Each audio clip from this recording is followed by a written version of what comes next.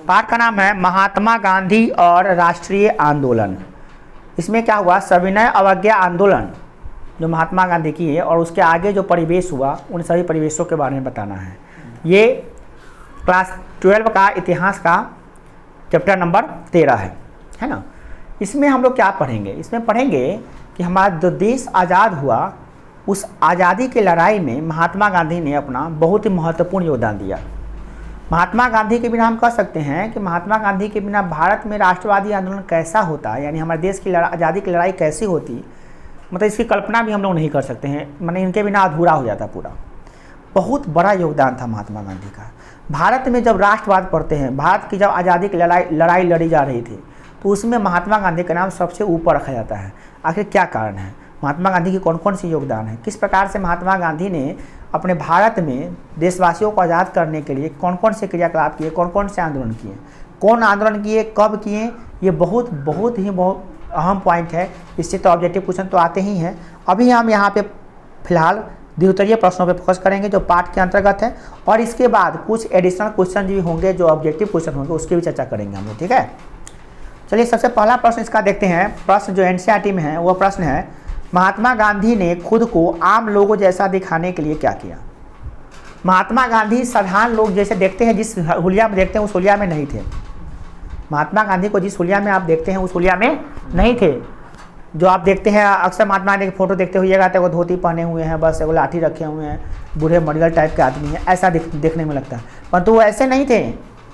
जो व्यक्ति लंदन में जाके वकालत किए थे, ऐशो आराम की ज़िंदगी बिताए थे, जिनके पास पैसे की कमी नहीं थी, अच्छा खासा वकालत करके आए थे और अच्छा खासा ज़िंदगी बिता सकते थे, उन्होंने क्या किया, अपने आप को चेंज कर लिया आम आदमी की तरह। क्योंकि मान लीजिए कोई किसान के बीच में आप सूट बेल्ट जूता पहन के जाइएगा, कहिएगा कि किसान आपका हम दुख दर्द बांटने आए हैं, तो किसान कहेगा अच्छा दुख दर्द बांटने आए हैं, जूता मोजा पहन के एसी वाला कार में छतरी लगा के हमारा दुख दर्द बांटिएगा। हमारा दुख दर्द बांटने के लिए पहले हमारे जैसे बन के आइए तो अब ना पता चलेगा।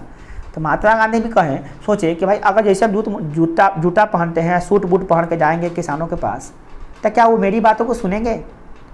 उनको लगने लगा कि नहीं, उनके गुरु थे गोपाल कृष्ण गोखले, वो भी कहने लगे कि नहीं, ऐसा तो नहीं हो सकता है। जब किसानों का दर्द अगर सुनना चाहते हैं, आप चाहते हैं किसान के बीच में जाए, किसान हमसे जुड़े, इसके लिए आपको किसानों जैसा आम आदमी बनना पड़ेगा।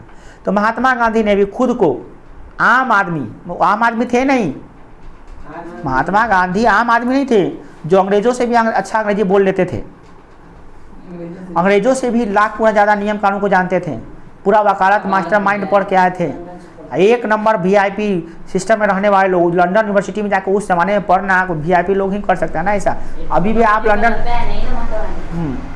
लंदन नहीं जाके पढ़ सकते हैं, सोच लीजिए।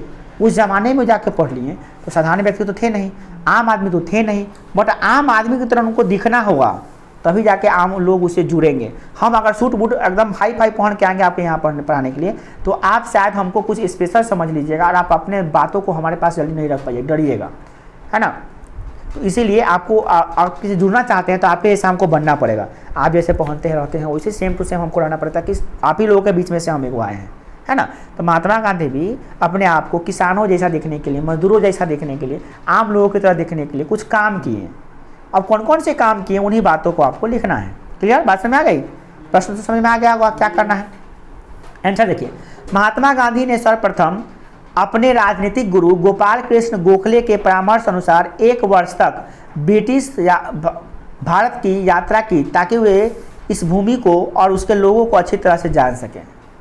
देखिए, महात्मा गांधी के गुरु कौन थे पूछेगा अगर परीक्षा में, तो कहिएगा रामकृष्ण गोखले।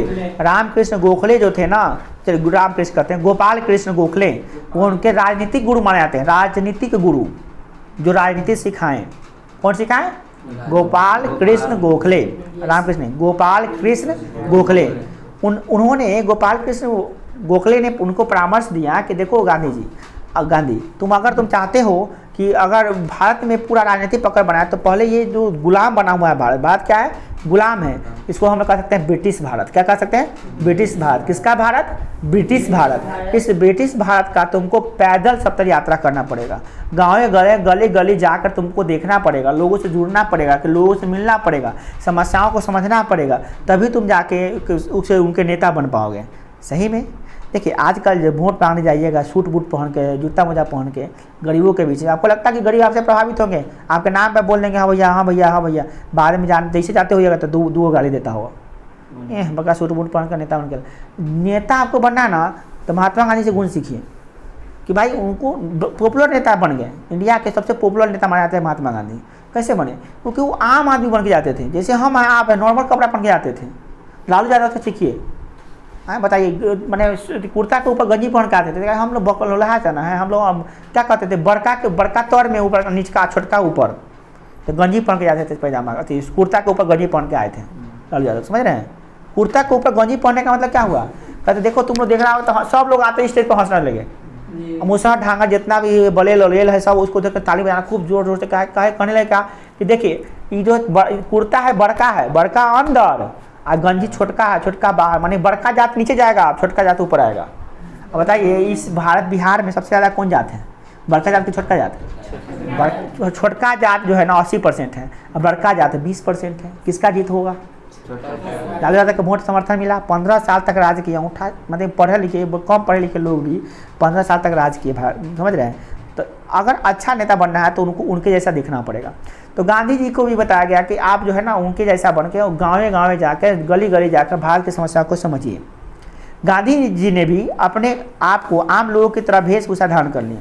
जैसे साधारण वेशभूषा जो होता है, एगो धोती पहन लिए, एगो लाठी ले लिए, मैंने नॉर्मल खादी के वस्त्र पहन लिए, हाथ में लाठी उठाई, चरखा के कट्टा रख लिए और क्या धागा रख लिया, हरिजनों के हितों के लिए, महिलाओं के लिए सद्व्यवहार किया और उनके प्रति सहानुभूति व्यक्त की। और उन्होंने भाषण में यह बार बार दोहराया कि भारत गाँवों में बसता है, किसानों और गरीब लोगों की समृद्धि और खुशहाली के बिना देश की उन्नति नहीं हो सकता है। उन्होंने आम लोगों की जैसे यथा यानी कि जैसे किसान मजदूर को दुख दूर करने के लिए चंपारण, खेरा और अहमदाबाद में आंदोलन का सूत्रपात किया। अकेले गए, खेरा में गए, चंपारण में गए, अहमदाबाद में गए, अकेले गए और आम लोगों से मिलते थे। कहते थे कि भारत जो है ना गाँव में बसता है। सच्चा भारत कहाँ बसता है? गाँव में। अगर भारत को खुशहाल बनाना है, संपन्न बनाना है तो गाँव को खुशहाल और संपन्न बनाना होगा। हम मजदूर, आप किसान हैं, भारत तो गाँव का देश है, तो गाँव में लोगों का विकास होगा तब ना भारत का विकास होगा। तो उनके बीच जाते थे, अच्छी अच्छी बातें करते थे, लोगों के साथ सद्भावना रखते थे, स्त्रियों का सम्मान करते थे, किसानों का सम्मान करते थे, आदर करते थे, सब लोगों से बड़ों का सम्मान करते थे। इसलिए वो बहुत चहेते बन गए धीरे धीरे। ठीक है। और क्या करने लगे, सब जगह देखिए, चंपारण में भी, खेरा में भी, अहमदाबाद में भी अकेले पहुँच गए आंदोलन करने के लिए। उनको किसी की जरूरत नहीं पड़ती थी, अकेले पहुँच जाते थे आंदोलन करने के लिए। और जहाँ जाते थे वहीं पर लाइन शुरू होती थी। नहीं कहा सुने, जहाँ जाते हैं वहीं से लाइन शुरू होती है। हम जहाँ खड़े हो जाते हैं लाइन वहीं से शुरू होती है। तो महात्मा गांधी वो ऐसे ही नेता थे, जहाँ खड़ा हो जाते थे आंदोलन, लोगों का भरमार वहीं से शुरू होता था। ठीक है। वे आम व्यक्ति की तरह भगवान की पूजा करते थे। भगवान की पूजा तो आम आदमी करते ही हैं, ऐसे कुछ लोगों को ज़्यादा गुरूर हो जाता है, भगवान से भी बड़े समझ लगते हैं अपने आप को। गांधी जी ऐसे नहीं थे। गांधी जी भी भगवान की पूजा करते थे, जन सेवा में लगे रहते थे, लोगों की समस्याएं सुनना, उनके निराकरण करना, उनके दुख दर्द को समझना। इस तरह से वो गांधी जी आम लोगों की तरह दिखने के लिए ऐसा काम किए, अपने व्यवहार को बदल लिए। पहले वो दारू शराब मीट मछली अयासी भी करते थे, सिगरेट विगरेट भी पिया करते थे, मगर गांधी जी उसके बाद सब कुछ छोड़ दिए, एकदम सात्विक बन गए, पूजा पाठ करने लगे, एकदम नॉर्मल। अपने मैंने देश को आज़ाद कराने के लिए जो भी चीज़ संभव हुआ ना पूरा बदल लिया अपने जीवन को। एक सुपर स्टार माने कि उदंड बच्चा से कैसे उस सभ्य व्यक्ति बन गए, उनको खुद पता नहीं चला। और वो आए लोगों के बीच में एकदम प्रेम पूर्वक समस्याओं को सुनते थे, उनके कष्टों को सुनते थे और अपना कष्ट समझ के उसका निदान करते थे। समझ गए? इस प्रकार से किसानों के मजदूरों के चहेते बन गए। गांव में उनको लोग भगवान की तरह समझने लगे, है ना। जब आप किसी का दुख दर्द समझिएगा तो लोग आपको उस तरह से उस नज़र से देखिएगा, क्या कि वो भगवान की तरह उसको नज़र में हो जाइएगा, है कि नहीं। उस तरह से गांधी जी का भी बदलने लगा। ठीक है, बात समझ। और आप ड्रेस भी आप आम लोगों की तरह पहन लिए थे। अगला क्वेश्चन देखिए क्या है, किसान महात्मा गांधी को किस तरह देखते थे? और ये तो बताए हैं, किसान महात्मा गांधी को किस तरह देखते होंगे बताइए। जो आदमी उसके सुख दुख में साथ देता हो, हर दुख को सहता हो। अगर वो भूखे, हाँ वो भूखे रो रहे हैं तो किसान महात्मा गांधी बैठ के भूखे रोते थे। मतलब जो जैसी स्थिति में होता है, वो नून रोटी खा रहे हैं वो भी नून रोटी खाते थे। वो झोपड़ी में रहते थे, वो झोपड़ी में रहते थे उनके साथ, तो उनको क्या मानेंगे? जबकि उनके पास इतना एबिलिटी थी कि वो चाहे तो महलों में राज कर सकते हैं, महलों बना सकते, खुद अपना महल बना सकते हैं। बैरिस्ट्री करके आए थे भाई, अच्छा खासा वकील बन सकते थे। मुंबई में हाई कोर्ट में जाके वकालत भी शुरू किए थे मगर बंद कर दिए। कहे नहीं हमको देश को आज़ाद करना है, चाहे तो बहुत कुछ कर सकते थे बट नहीं किए। तो गांधी जी को किसान अपना हमदर्द मानते थे। हमदर्द माने कि दर्द में साथ देने वाला हमदर्द व्यक्ति थे। इसीलिए उन्होंने फरवरी 1916 में बनारस हिंदू विश्वविद्यालय के उद्घाटन समारोह में किसानों या आम लोग आदमियों को देखा तो वे दुखी हो गए। उनके लिए उन्होंने स्पष्ट शब्द में कहा, आयोजकों की निंदा की। क्या कही कि गरीब किसान भू राजस्व को काम करने तथा राजस्व की दर को कम करवाने के लिए अधिकारियों जमींदारों को शोषण से मुक्त होना तथा समस्याओं को दूर करने की आशा गांधी जी को समक्ष मानते हैं। कहते हैं कि आज मैं बनारस हिंदू विश्वविद्यालय के उद्घाटन करने आया हूँ। कहाँ पे? यूपी में। तो आया हूँ, बट मेरे लिए दुर्भाग्य की बात है कि मैं यहाँ किसानों के लिए कुछ नहीं कर रहा हूँ। मेरे लिए तो उद्घाटन करने से क्या होगा, नेता बन जाएंगे, हमको नहीं करना है। मतलब कि उनको ये कहना था कि हमको नेता बना कर तुम फीता कटवाओगे, उससे हमको क्या फर्क पड़ेगा। हमको चाहिए किसानों का दर्द बांटना है, मजदूरों को हक दिलाना है। इसके लिए हमको बुलाते थे, वो अच्छा होता ना, इसके लिए बुला हमको, है ना। किसानों के सेशन लिखा गया यहाँ पे, किसानों को शोषण से मुक्त होना तथा समस्याओं को दूर करने की आशा गांधी जी पर टिकी थी। किसानों का कैसा बेड़ा पार होगा उत्तर प्रदेश में, कैसे वहाँ के मजदूरों को हक मिलेगा, ये सब बेड़ा जो था, काम का जो बोझ था, रिस्पॉन्सिबिलिटी थी, वो किस पे चली गई थी? ये महात्मा गांधी पे चली गई थी। देखिए, वे जानते थे कि गांधी जी ही उन्हें कुटीर उद्योग को बर्बाद होने से बचा सकता है। आप जान रहे हैं कि औद्योगिकरण हो गया, कुटीर उद्योग और लघु उद्योग का खात्मा सा हो गया। बड़े बड़े इंडस्ट्री बैठ गए, बड़े बड़े मशीनों का उपयोग हो रहा था। अंग्रेज बड़े बड़े मशीनों का उपयोग करके यहाँ पे फैक्ट्री बना रहे थे, खुद फैक्ट्री यहाँ लगा रहे थे अंग्रेज भारत में आए। तो इस प्रकार से जो लघु उद्योग था, छोटे मोटे उद्योग थे, वो धंसते जा रहे थे और लोगों को यह एहसास हो गया कि इसे निकालने वाले कौन है? गांधी जी। गांधी जी ऐसे व्यक्ति हैं जो हम लोगों को पुनः कुटीर उद्योग को बचा लेंगे और हम लोग फिर उसे उद्योग करने लगेंगे। घर घर में काम आएगी, काम की आवाज़ आएंगी, लोग बेरोजगार नहीं होंगे। मशीनों के आ जाने से लोग बेरोजगार हो चुका है ना। किसान गांधी जी को लोकप्रिय नेता और अपने में से एक समझते थे। सबसे बड़ी बात, गांधी जी को किसान क्या समझते थे? लोकप्रिय नेता, और बाहर के आया हुआ कोई सूट बूट वाला नेता नहीं। हम में से कोई एक है। मतलब गांधी जी कोई स्पेशल आदमी नहीं है, हम ही लोगों के बीच में से एक आए हैं। ऐसा बन के वो रहबे करते थे, है ना। उनका यह मानना था कि वे उन्हें अंग्रेजों की दास्ता से और जमींदारों के शोषण से और साहूकारों के चुंगल से अहिंसात्मक आंदोलन और शांतिपूर्ण प्रतिरोध से द्वारा बचाएंगे। सब लोगों को एहसास हो गया, हर किसानों को, हर मजदूरों को यह एहसास हो चुका था कि अगर हमको अंग्रेजों के चुंगल से छुड़ा सकते हैं तो वह है गांधी जी। अगर मिल मालकों के शोषण से बचा सकते हैं तो वह है गांधी जी। अगर जमींदारों और साहूकारों के चुंगल से हटा सकते हैं तो वह है गांधी जी। और भी कैसे? तो शांतिपूर्ण और प्रतिरोधात्मक आंदोलन करके, मतलब कि कोई मार काट किए बिना अगर इंसाफ दिला सकते हैं, न्याय दिला सकते हैं तो वह है गांधी जी। सब लोगों को एहसास हो चुका था और गांधी जी को अपना हमदर्द, हमसफर और क्या कहते उसको, मसीहा समझते थे। बात समझ आई? तो इस प्रकार से गांधी जी मसीहा बन गए अमीरों गरीबों के लिए, किसानों के लिए, मजदूरों के लिए। बात समझ आई? तो दिक्कत नहीं है। अगला प्रश्न है 3 नंबर, नमक कानून स्वतंत्रता संघर्ष का महत्वपूर्ण मुद्दा बना क्यों? आप नमक सत्याग्रह अगर वीडियो नहीं देखे हैं तो इसका लिंक नीचे दिया होगा, वहाँ देख लीजिएगा कि नमक सत्याग्रह क्या था। नमक सत्याग्रह के बारे में अगर आप उस वीडियो को देखिएगा तो कार्टून के माध्यम से बताया गया है, ठीक है, कार्टून के माध्यम से। और अपने चैनल का सबसे ट्रेंडिंग वीडियो वही है, 3K उस पर व्यू हो चुका है, तो वो ट्रेंडिंग में चल रहा है। तो कहने का मतलब वो वीडियो ट्रेंडिंग में चल रहा है। लोग आप ऐसे भी नमक सत्याग्रह लिखिएगा गूगल पे तो मेरा ही वीडियो तुरंत नंबर पे आएगा। गूगल पे ही सर्च करके देख लीजिएगा या यूट्यूब पे ही सर्च करके देख लीजिएगा, और दूसरा तीसरा नंबर वीडियो पे आपको आ जाएगा, है ना। सिर्फ गांधी जी का नाम फोटो होगा, है ना, और उसके बाद नमक सत्याग्रह, नमक आंदोलन लिखा होगा ऊपर, ठीक है। नमक आंदोलन, अब ऐसा नमक आंदोलन क्या था? अब ये प्रश्न आ गया। नमक आंदोलन कोई साधारण आंदोलन नहीं था और उन पर डिटेल आपको बना के लेना है नोट से। वो नमक आंदोलन पर, नमक आंदोलन क्या था, किताब से ही पढ़ के आइएगा और वहाँ से नोट्स ही बनाइएगा बहुत सारा, उससे ऑब्जेक्टिव क्लियर होगा आपका, ठीक है। देखिए, नमक कानून क्या था?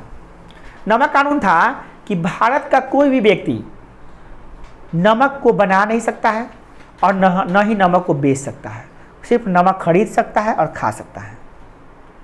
मतलब बनाने और बेचने का अधिकार किसी भारतीय को नहीं था। अजीब हाल है, अपने देश में समुद्र है, अपने देश में नमक बना सकते हैं, अपने देश के दुकानदार बेच सकते हैं। तो ऐसा कानून क्यों बनाया गया? क्योंकि अंग्रेज शोषण करना चाहता था, अंग्रेज चाहता था कि हमारा शोषण हो, और उन्होंने देखा कि नमक तो सबको आदमी को काम आता है, गरीब हो, अमीर हो, बुर्बक हो, बता हो, काला हो, गोरा हो, औरत हो, पुरुष हो, कोई भी हो, नमक सबके लिए जरूरी है। क्यों ना नमक पे टैक्स करके इनको प्रतिबंधित लगा के इन पर टैक्स लगा दें। तो वो क्या करता था, अंग्रेज नमक उठाता था, पानी उठाया समुद्र से, सुखाया, नमक बनाया, उसी को पैकेट करके बेचा और खूब पैसा मुनाफा कमाता था। जो फ्री में मिलता, जो 1 रुपये 2 रुपया मिलता, उसको 10, 15 रुपया, 20 रुपया में बेचा। ये मैंने कहने का खूब मुनाफा कमाता था वो। और नमक के बिना आपका काम चलेगा नहीं। आप नमक बना, समुद्र के बगल में है, फिर भी नमक बना नहीं सकते हैं। अंग्रेज को देखेगा तो आपको जुर्म कर देगा, आपको जेल में डाल देगा। तो ऐसे सिस्टम था। तो अब गांधी जी क्या किए थे? सबसे पहले किए थे असहयोग आंदोलन। सबसे पहले तो आंदोलन बहुत अच्छा हुआ था, खेरा आंदोलन हुआ था, चंपारण सत्याग्रह हुआ था 1917 में, चंपारण सत्याग्रह, ठीक है, उसके बारे में चर्चा करेंगे 1917 में। 1920 में शुरू किए थे असहयोग आंदोलन। कौन आंदोलन? असहयोग आंदोलन। असहयोग आंदोलन को जब 20 में शुरू किए थे तो वो 22 में वापस ले लिया आंदोलन को, क्योंकि उग्र रूप ले रहा था, मारकाट हो रहा था। और गांधी सोचे कि इस छोटा सा वैसे बात मानने वाला नहीं है अंग्रेज, सीधी उंगली से गिन निकलेगा, लगता है इसको दिखाना पड़ेगा उसकी औकात क्या है ना, और हम अपने वर्चस्व को बताना पड़ेगा। तो गांधी जी कहे तुम नहीं बात सुनेगा, कोई बात नहीं है, तो नमक कानून लगाया है ना, हम जाके नमक कानून तोड़ेंगे, नमक कानून का उल्लंघन करेंगे। और वो गए कहाँ से? 12 मार्च 1930 में निकले साबरमती आश्रम से, और वहाँ गए कहाँ पे?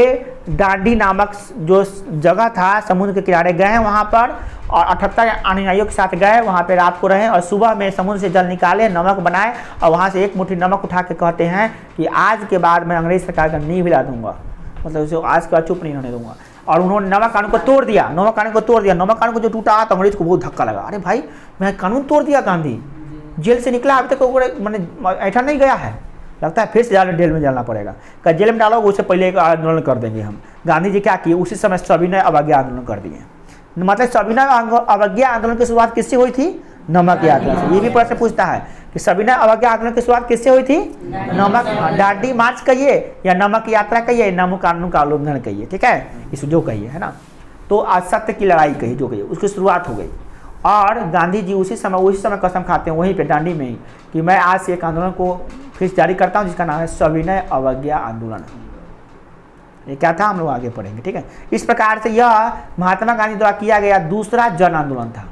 पहला था असहयोग आंदोलन जो 1920 में किए थे, और उसके बाद 1930 में किए थे, 10 साल के बाद सविनय अवज्ञा आंदोलन। दूसरा बड़ा जन आंदोलन था। इसमें सभी नमक किससे जुड़ा हुआ है? सबसे जुड़ा हुआ है। नमक कानून तोड़े तो सब लोग खुश हुए, और उसके बाद में कहें क्या स्वदेशी को अपनाओ, विदेशी को छोड़ दो, अपने देश के चीज़ों को अपनाओ। बहुत कुछ हुआ उसके बाद कि कोई भी आदमी स्वदेशी मतलब सविनय अवज्ञा आंदोलन, उसकी अवज्ञा कर दो, अंग्रेजों के यहाँ नहीं जाओ, सुनो, अंग्रेजों के यहाँ नहीं जाओ, अंग्रेजों के यहाँ काम नहीं करो, अंग्रेजों के यहाँ काम करना बंद कर दो, सविनय अवज्ञा आंदोलन। क्योंकि अंग्रेज कोई भी काम तो हम ही लोग से करवाता है, हम कोई काम करने नहीं जाएंगे। अंग्रेज जितना भी हम लोगों को नौकरी दिया है भारतीय लोगों को, सब नौकरी छोड़ दो, कोई आदमी नौकरी नहीं करो अंग्रेज, तब बुझाएगा कि क्या है हम लोग, है ना। कोई नौकरी नहीं करेगा, कोई भी पद पे नहीं जाएगा, कोई कॉलेज में प्रोफेसर पढ़ाने नहीं जाएगा, डॉक्टर इलाज करने नहीं जाएगा, वकील केस लड़ने नहीं जाएगा, कोई नहीं जाएगा।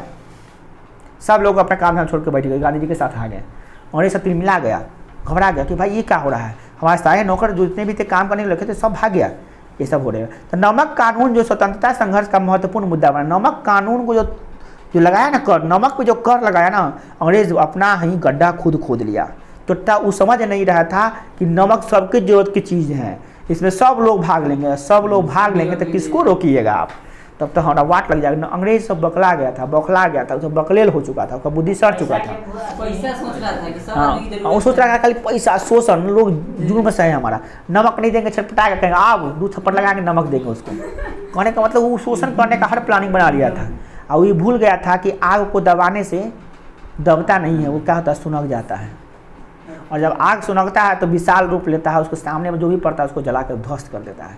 वही बात भूल चुका था अंग्रेज के दिमाग में, ये बात निकल के, क्योंकि दबाओ, आग को दबाओगे ना, अगर उसमें आग का तरीको चिंगारी है, अगर दबा दोगे ना तो धधक जाएगा पूरा।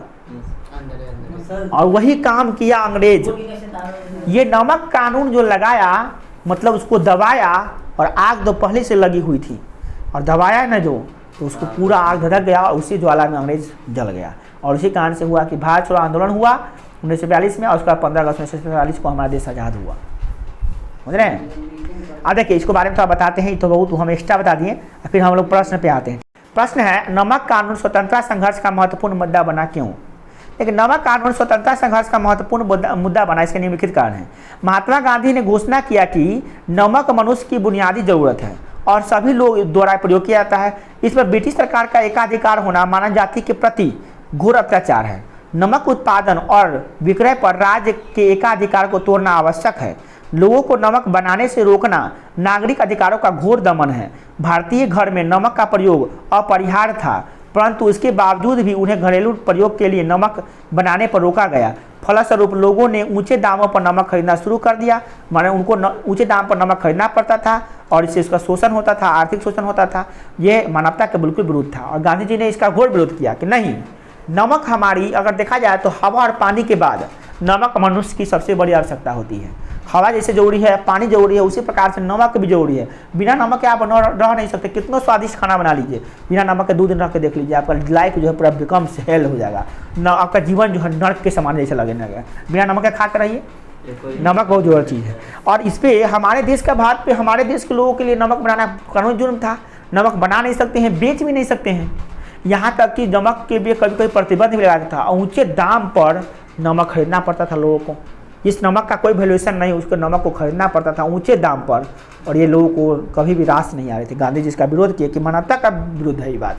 ये तो मानवता का एकदम हवा पानी कहेगा सांस नहीं लेने देंगे, पानी नहीं पीने देंगे, नमक नहीं देंगे, हवा पानी नमक पे जोर लगा रहा है, ये तो मानवता के विरुद्ध है। भारतीय के विरुद्ध नहीं, मानवता के विरुद्ध है। गलत, बहुत गलत किया अंग्रेजों ने, इसके विरुद्ध में वो नमक कानून तोड़े। और इस प्रकार से जब नमक पर कर लगाया ना, तो पूरे देश के लोग एक हो गए, एकजुट हो गए, गांधी जी का साथ दिए। इस बार जब गांधी जी बात बोले कि मानवता के विरुद्ध है, तो सब लोग समर्थन किए। सारे लोग, जो भी हिंदुस्तान में लोग थे, गरीब अमीर पढ़े लिखे अनपढ़ गवार, सब लोग साथ दिए। समझ आई? इसलिए ये राष्ट्रीय आंदोलन का सबसे बड़ा रास्ता साबित हुआ, मार्ग प्रशस्त कर दिया। अच्छा हुआ कि नमक कर लगाया, चुट्टा उससे नमक कर नहीं लगाता तो लोग सब आए नहीं करते। गांधी जी बुलाते इधर आओ तो जाता उधर, कहते गांधी जी का बात कोई सुनता नहीं, सुनता। अब सब सुन रहा था कि हाँ गांधी जी हमारी बात, जरूरतों की बातों पे फोकस करते हैं, हमारे मुद्दों पे बात करते हैं। तो नमक तो सबके मुद्दा बन चुका था। गांधी जी एक बार बोले कि नमक कानून को तोड़ना है, सारा देश के लोग पलट पड़ा, सारा देश के लोग वहाँ पलट पड़ा। और यही कारण हुआ कि एक बहुत बड़ा आंदोलन हुआ, सविनय अवज्ञा आंदोलन, दूसरा बड़ा जन आंदोलन हुआ, है ना। अगला क्वेश्चन है, चौथा नंबर, राष्ट्रीय आंदोलन के लिए अखबार महत्वपूर्ण स्रोत है। स्रोत क्यों है? देखिए, उस समय न तो कोई आदमी अमीर था कि टेलीविज़न लगाए, न लोगों के पास रेडियो हुआ करता था। सब लोगों के पास रेडियो भी गांव में एक दुक्का आदमी जो जमींदार है, जागीरदार, उसके पास हुआ करता था। और न ही उन लोगों के पास कोई इंटरनेट वगैरह फैसिलिटी थी कि व्हाट्सएप पे या फेसबुक, ट्विटर और के जरिए जो है ना ट्वीट कर देंगे और जो है ना इंस्टाग्राम पे फॉलो करके हम बता देंगे, ऐसी कोई सुविधाएं नहीं थी। अब देखिए, अंग्रेज हमारे देश को चूस रहा था, मगर दुर्भाग्य की ये बात थी, लोगों को ये समझ में नहीं आ रहा था। लोगों को जानकारी नहीं था कि अंग्रेज हम लोगों के लिए हानिकारक है, उस दीमक की भांति है जो अंदर अंदर हम लोगों को खोखला बना रही है।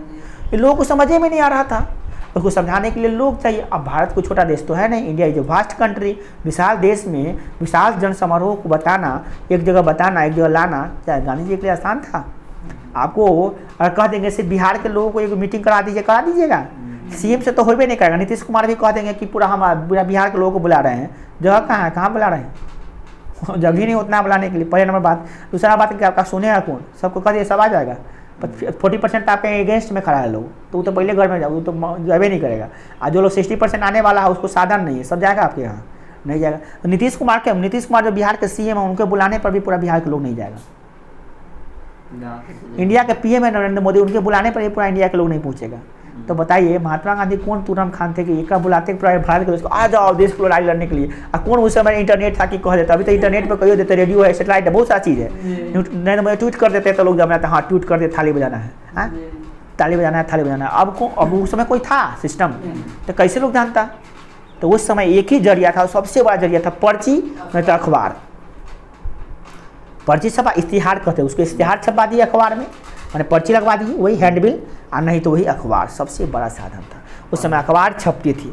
और छापा खाना का आविष्कार हो चुका था भारत में, कई छापा खाने, भारत के अलग अलग जगहों पे छापा जा रहा था पेपर छापने का कार्यक्रम पूरा चालू था, और पेपर ही वह जरिया था जिससे महात्मा गांधी अपनी बातों को छपवा कर लोगों तक पहुंचा सकते थे। और चाहे लोग आदमी जो है अपनी समस्याओं को पेपर वाला को बता के गांधी जी के पास पहुंचा सकते थे। यही एक माध्यम था। उस समय टेलीफोन भी अंग्रेजों के पास ही हुआ करता था।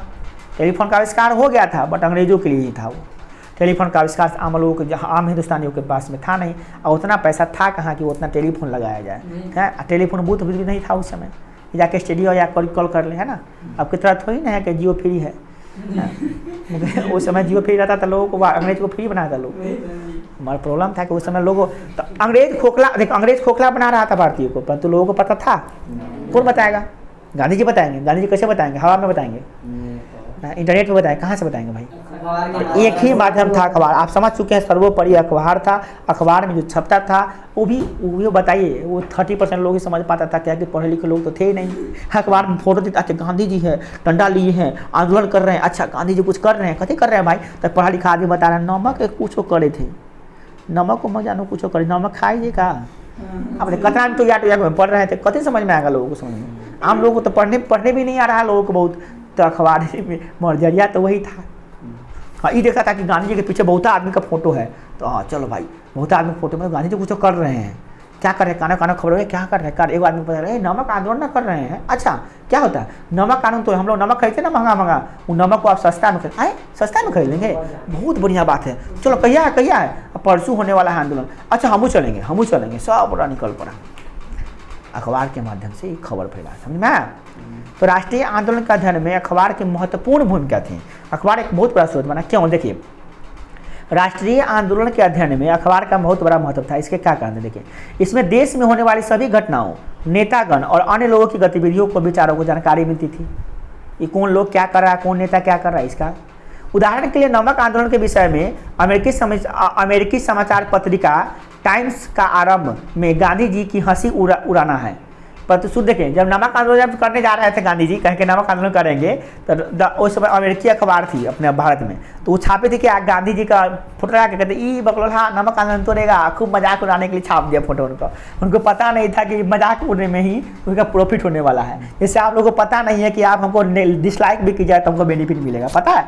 नहीं पता। आप कमेंट में लिखा सर वेरी बैड वीडियो, उससे भी हमको बेनिफिट मिलेगा। समझ में आ रहा है बात? आप कमेंट किए ना, अच्छा चाहे बुरा किए ना, इसका मतलब आप हमारा वीडियो को देखे हैं तभी तो गलत कमेंट किए। गलती तो तब करते हैं जब कोई कमेंट ही नहीं करते। या तो लाइक कर दीजिए या तो डिसलाइक कर दीजिए, या तो कमेंट में अच्छा लिख दीजिए sir nice video, amazing video, अच्छी वीडियो, नहीं वीडियो अच्छी, यस राइट कुछ लिख दिए, और सर बकवास वीडियो, कुछ नहीं है सर, बेकार है, नहीं। नेगेटिव कमेंट कर दीजिए। कमेंट कीजिए, कमेंट से रेवेन्यू मिलेगा, पैसा हमको कमेंट से मिलेगा, लाइक से मिलेगा, डिसलाइक से मिलेगा। आप कुछ करवे नहीं किए तो सबसे बेकार किए। उसी प्रकार से गांधी उनको, जैसे आप लोगों को पता नहीं था इस बात को, आप पता हो गया, उस प्रकार से उस तरह के लोगों को ये पता नहीं था कि अंग्रेजों को ये बात, अंग्रेजों को पता था कि भूल गया, पता नहीं क्या किया, बड़ी मिस्टेक हो गया उससे। वो अपना ही पेपर में छाप दिया कि गांधी जी नमक आंदोलन करने जा रहे हैं। बकरोल हाय कैसे नमक आंदोलन टूटने वाला है, नमक कानून को तोड़ देगा, ये देखते हैं कैसे तोड़ देगा। एक रात लेके आप लोग फैला, वो और फैल गया वो अंग्रेज सब आपस में घूम रहा था, नमक आंदोलन करने वाला गांधी है, चल देखते हैं क्या करते हैं, क्या करता है। तो इसे करते करते करते और पॉपुलर होते जा रहा था। जितना ज़्यादा कोई आदमी, देखिए कोई आदमी जैसे कहीं मिनाटी क्या किया, गाली दिया, रोस्ट किया, तो ऐसा ना गाली दिया कि तो गाली देने में ही पॉपुलर हो गया। आज यूट्यूब से सबसे ज़्यादा पैसा कौन कमाता है? करीमिनाटी, जो गाली देता है, खाली जो लोगों को गाली देता है, गलियाता है, सलमान खान चाहे कटरीना कैफ चाहे कोई भी हो, जो गलियाता है, गलियाने का पैसा लेता है। और यूट्यूब में जितना उसका बेनिफिट है वो लाखों रुपया का महीना तो यूट्यूब से कमा रहा है वो, 80 लाख 90 लाख 2 करोड़ 1 करोड़ ऐसे महीना कमाता है वो गाली देके। सोच रहे हैं?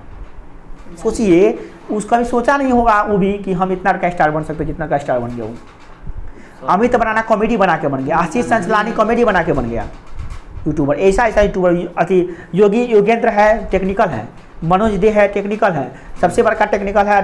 क्या है उनका नाम? टेक्निकल गुरु सबसे बड़का चैनल था टेक्निकल के। तो कहने का मतलब धीरे धीरे सब स्टार बन चुका है वो सब। आज फिल्म देखना नहीं चाहिएगा आप, फिल्म का गाना नहीं सुनिएगा। आज जो गाना चलता है यूट्यूब पर, रंग बिरंग का जो डांस लड़की सब करती है उसको देखते हैं आप लोग। पता है लड़की जो डांस करती है उसका रेवेन्यू मिलता है, उसको पैसा। आज कोई भी आज वंचित नहीं है, आपके पास गाने का सिंगिंग का है अभी। देखिए अभी क्या है, अरुणति का नाम सुनिए, अरुणति का नाम सुनिए, अरुणति और पवनदीप, अवनति तो फिल्म है, वो तो दूसरा है। अवनति और पवनदीप सर्च कीजिएगा मोबाइल पे, उसका गाना है, जहाँ हम लिंक डाल देंगे व्हाट्सएप, उसका गाना सुनिएगा, कितना कोयल जैसा गाती है। उसका लोग उपहास भी करता है, लोग उपहास करे या प्रशंसा करे, फेमस तो होता है वो। लोग गाली भी, अगर आप कोई वीडियो डाले ऊपर 1 लाख आदमी गाली भी दे दिया ना, तो आपका वीडियो ट्रेंडिंग में चलेगा। 1 लाख लोग आपके वीडियो को देखा है ना, गाली दिया ना, बस ट्रेंडिंग में चलिएगा आप। यहाँ पे ट्रेंडिंग में चलना है ना, नेट पे क्या अच्छा है क्या बुरा नहीं दिखाया जाता है, ट्रेंडिंग में क्या चल रहा है वो दिखाता है। हम कितना मेहनत किया, अच्छा वीडियो पे कोई फर्क नहीं पड़ता है, वो खराब वीडियो वाला ही निकल जाएगा। कौन इतना वीडियो बना रहे हैं, कोई में से को निकल जाएगा, बस ट्रेंडिंग में चलेगा। हम नमक आंदोलन पे वीडियो बनाए थे, हम सोचे नहीं थे कि नमक आंदोलन, हाँ ठीक है। अब टाइम्स में जो छापे हैं अमेरिका का, जो अमेरिका पेपर में जो भारत में जो ब्रिटिश छापे थे, उसमें गांधी जी का नाम दे दिया, उसमें हंसी मजाक करने के लिए, हंसी उड़ाने के लिए गांधी जी का नाम दे दिया कि नमक आंदोलन करने जा रहे हैं।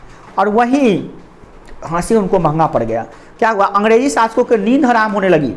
इस बात को सोचने लगा कि बाप रे हम क्या कर लिए, कि वो आंदोलन कितना प्रभावशाली बना, आंदोलनकारियों का मनोबल इतना बढ़ गया कि पूछिए मत। कब देखिए, लेखक, कवियों, पत्रकारों, साहित्यकारों और विचारों के नज़दीक लाकर आम जनता को एक नई दिशा में आगे बढ़ाया। ये सब लेखक, कवि, पत्रकार, साहित्यकार सब मिल के ऐसा छापा गांधी जी के बारे में, उसमें स्टार बनते चले गए और अंग्रेज को उसके सामने विलन बनते चले गए। हीरो, मतलब कि महात्मा गांधी हीरो बनते जा रहे थे, अंग्रेज सब विलन बनते जा रहा था। जितना बड़ा महात्मा गांधी हीरो बन रहे थे, उतने ही बड़ा विलन बन रहा। कौन ये सब? अंग्रेज सब। अब देखिए, आम जनता सब एकत्रित हो चुके थे, अखबार जनमत का निर्माण किए और उसको अभिव्यक्त किए। अगर जनता को कोई परेशानी है तो उसका जो पेपर जो छपता है बगल में, उसको परेशानी बताया कि देखिए हमको ऐसे से परेशानी है, पेपर में छापा, गांधी जी भी पढ़े, अरे गांधी जी का ऐसे बात है, वहाँ चलो चलते हैं। तो इस तरह का आम जनता की समस्याओं को भी गांधी जी समझने लगे और गांधी जी की बातों को भी प्रचार होने लगा। सरकार और सरकारी अधिकारियों तथा आम लोगों के विचार, समस्याओं के विषय में जानकारी देकर विशिष्ट स्तर पर श्रेष्ठ कार्य करने की प्रेरणा देते थे। कि आप जो है, सरकार जो ये काम कर रही है, सरकार वो काम कर रही है, सरकार आपका शोषण कर रही है कि नहीं कर रही है, सभी जानकारी वहाँ पे देने लगे। और इससे क्या होने लगा कि सरकार जो है धीरे धीरे और पॉपुलर होने लगा। कौन? गांधी जी। और दूसरी बात कि राष्ट्रीयवादी आंदोलन में खूब गति मिल गया। अब देखिए, यहाँ पे बात ये हो रही थी कि जो सरकारी अधिकारी थी, जो कोई सरकार काम करती थी, जनता को बातें समझ में नहीं आती थी, ये क्या कर रहा है। अंग्रेज भी छुपा करता था। बाद में अंग्रेज को पता चल गया कि भाई पेपर जो है ना, एग्जाम ले लेगा हम लोगों का, पेपर बंद करो। तो कहा कि नहीं भाई, पेपर बंद कला करते हैं, पेपर बंद करेंगे तो लोग समझ जाएगा और ज़्यादा कहीं एक न हो जाए। कहा कि जो भी क्षेत्रीय भाषा में छपती है अखबार है, वो सब बंद कर दीजिए। मैं हिंदी भाषा में, गुजराती भाषा में नहीं, खाली अंग्रेजी मीडियम में छपेगी पेपर। अंग्रेजी कै % लोगों को अंग्रेजी आती है? 2% 4% लोगों को अंग्रेजी है। 100 में से 2 को अंग्रेजी नहीं आ रहा था, फिर कहाँ से अंग्रेजी सीखेगा उसे? कितना अंग्रेजी में छपेगा था, खाली हम सब पढ़ेंगे। अगर तो गांधी जी लोग थे, पढ़े लिखे लोग जो आए थे, वो लोग पढ़ते थे खाली, बाकी सब तो समझ में आएगा नहीं। और गांधी जी अंग्रेजी में पढ़ेंगे तो समझेंगे, तो फिर छपाएंगे कथी में? दूसरा भाषा में छपा नहीं सकते हैं। रोलेट एक्ट लगा दिए। रोलेट एक्ट में कहा दिए कि अगर कोई भी आदमी, नहीं, प्रेस अधिनियम लगा दिए। प्रेस अधिनियम में कहा दिया कि कोई भी आदमी क्षेत्रीय भाषा में पेपर नहीं छापेगा। अगर छापेगा तो उसको प्रेस खाना पर तलब कर दिया जाएगा, उसको जेल भेज दिया जाएगा।